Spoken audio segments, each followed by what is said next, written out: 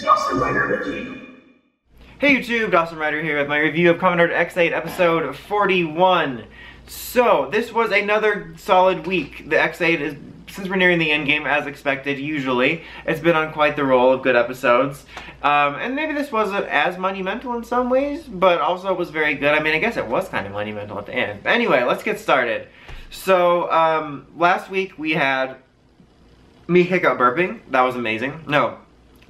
Kronos had reset everything, and something I didn't notice, maybe I'm an idiot, and by maybe I mean yes, that it reset so that they don't have Muteki anymore. I thought it was just resetting before the Chronicle Gashat was gone, so they don't have Muteki, everyone else has their drivers back. I feel like there's something else that got reset as well. They don't have the Proto Gashats anymore that have things on them. So, like, a lot of stuff got reset, more than I thought. So as a result, the majority of the episode, Em and Dan spent basically at CR trying to recreate Muteki, but with the new abilities to counter this, and Dan kind of went crazy a little bit. And, that was another thing that got reset, is his lives. And I remember like, a few weeks ago I was worried about him, like, oh, he's fine. And then he lost like 10 more-ish, give or take, because he kept dying while working on this, which I actually found kind of amusing. So they spent the majority of the episode doing that. And then the other main part of the episode was about Graphite, and we need Graphite one way or the other. Do we defeat him to activate it, or do we take his help because he has the Gemdus virus? And it ended up not being as much of a conflict as I thought. It basically was at the beginning, they were kind of discussing it, where M's like, we need his help, but he doesn't want to. But then Brave and Snipe are like, no way, Jose, like, he's our enemy. And like, it's totally understandable because both Brave and Snipe have legitimate reasons for not wanting to get along with Graphite.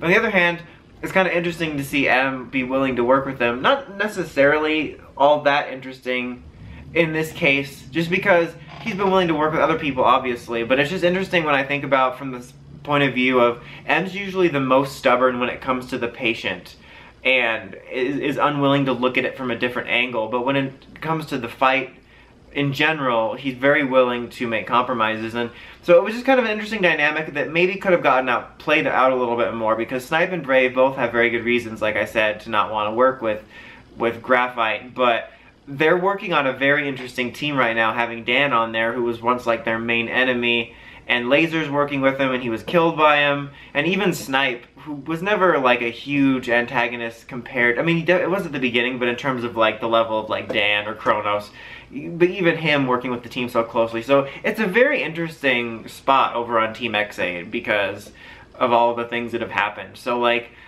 M wanting to work with Graphite was a smart move, and it wouldn't have been out of line with what they were doing. But that debate didn't go very long. He didn't want to go with Palad, and then even after he saw that Palad was working with him. And it was interesting because his ending ultimately kind of played into the whole, they're video game enemies, they want to fight us, and he kind of just had a good time having a last good fight with Brave and Snipe. And it was really a neat fight.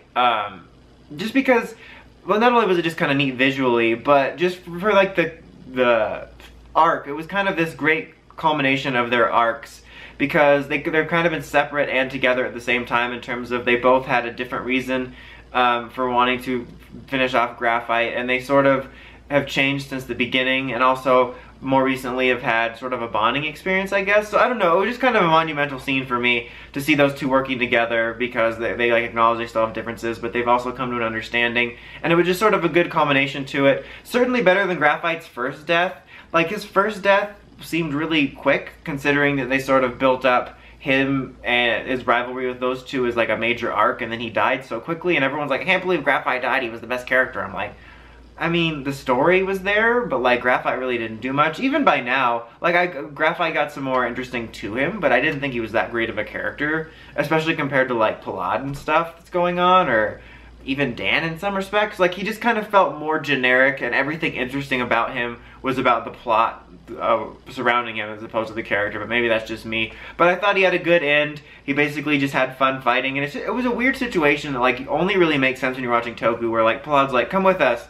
He's like, no. And then he gets killed by Brave and Snipe. And I thought, honestly, Palad was going to be mad that they were killing him. But he wasn't. And like, him and Poppy just seemed relieved that Graphite was happy in his dying moments fighting. It was just a weird sentiment that wouldn't, like, it's a weird thing where I can see it from both sides. I'm like, that makes no sense in terms of human logic. But in the Toku logic and in this show, like, it kind of made sense for it. because Kronos was trying to stop it, and then he ultimately stood up against Kronos and was like, they won fair and square, and he got himself perfectly in the path of Nico's bullet. And Kronos tried to reset everything at the end and failed because the feature that M and Dan were working on was saving. These little coins just popped up and appeared on everyone, and it turns out they can save their progress, which it's kind of an extension of how I loved the fights at the very beginning of the series and how unique they were, making use of the video game stuff. In general, that's probably one of Ex-Aid's high points, is how they make use of the video game theme. But I really liked it in this last few episodes with the pause, starting with pause, but like with resetting, like restarting your game and then saving your progress. It's really just cool and interesting, kind of funny, because it makes total sense for like the logic of the show, and it's like such a video game thing too. And so I liked that. I feel like there was something else they said they specifically wanted to... I guess they just said they wanted to counter it. So for all we know, they could have added other stuff. So basically we have a new version of Muteki. Given this genre's wanting to, you know, add new things for you to buy, I'm honestly surprised they didn't use this to make up a new version of Muteki, which would seem weird because we've never really gotten that with Final Forms, but it's just kind of funny when you think about how many forms are introduced throughout the series to sell toys, some of which you never see hardly again after they've sold their toys, that like there would have been honestly an opportunity here for like Muteki 2.0 for like a figure, which they don't really do figures much in like a Gashat, but I don't know, I just thought about that. Like, I didn't expect that to happen because I know that something like that wouldn't usually happen, but I just was thinking they actually would have an opportunity here that would make sense. I don't know, that was just kind of a weird thought I had. But regardless, it was cool. They stopped him from resetting, which allowed them to basically use the Gashats to summon Gemdis. It's very much so, especially since I've been catching up on movies lately and been seeing a lot of Ghost content, that it reminded me of the Icons making a wish with Ghost. But Gemdis started coming out, it was kind of a cool moment, and it was funny to see Dan, like, basically like freaking out over it, like excited, which I don't remember if I mentioned that last week. I thought there was a funny moment where when Chronicle was destroyed, like Dan was mad that his creation, or not mad, like sad that his creation was destroyed, and I just thought it was a funny, like perfect, like summation of his character. Like throughout the episode he's like, we gotta destroy the Chronicle Gashat, but then when it actually is, he has that moment of my creation. So I don't remember if I mentioned that, but that kind of just reminded me of this week of like, Gemdis is like the serious thing, they need to finish Chronicle, but he's just like, oh my god. So yeah, Gemdis appeared at the end, and I think that closed it off. And it's funny because over the past few weeks I've been talking about how I wasn't sure how they were going to continue things exactly, especially when I thought Kronos was going to get defeated, and I forgot about Gemdis in general, but apparently, spoiler alert, they're going to fuse based on the scans, so I didn't expect that for sure. It'll be interesting to see where that goes. There could probably even be another facet we don't know about yet, but it's just kind of funny that I completely forgot about Gemdis in terms of like, it's like I was aware of him, but I didn't even think about him being an enemy, like a final enemy, but then I didn't even think about the fusing thing, so that'll be interesting. But yeah, it was overall a very good episode. I enjoyed it. Lots of good combinations and setting things in motion. Also, they set things in motion for the movie, and I'm a bit confused about this, where I got the vibe, two different vibes from people that I've talked to and seen comments from. One made it seem like this was kind of like Blade and Fi's movies like back in the day, where it split from the finale and was like a what if, but now it seems like it's just going to be like it's kind of been, where it's a story that happens that's canon, but we don't get to see it in the show, and like echoes of it will happen. Like Ghost's movie was canon, and we saw like the dark ghost suit, but there wasn't a whole lot of major consequence to it, but it was canon.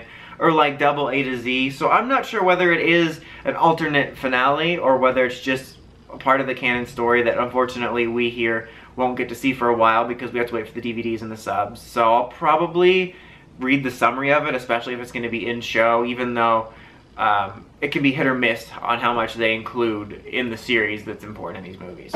But overall, this episode was good, 8.5. Until next time, don't forget to like, comment, subscribe. It's Kamen Rider, signing out.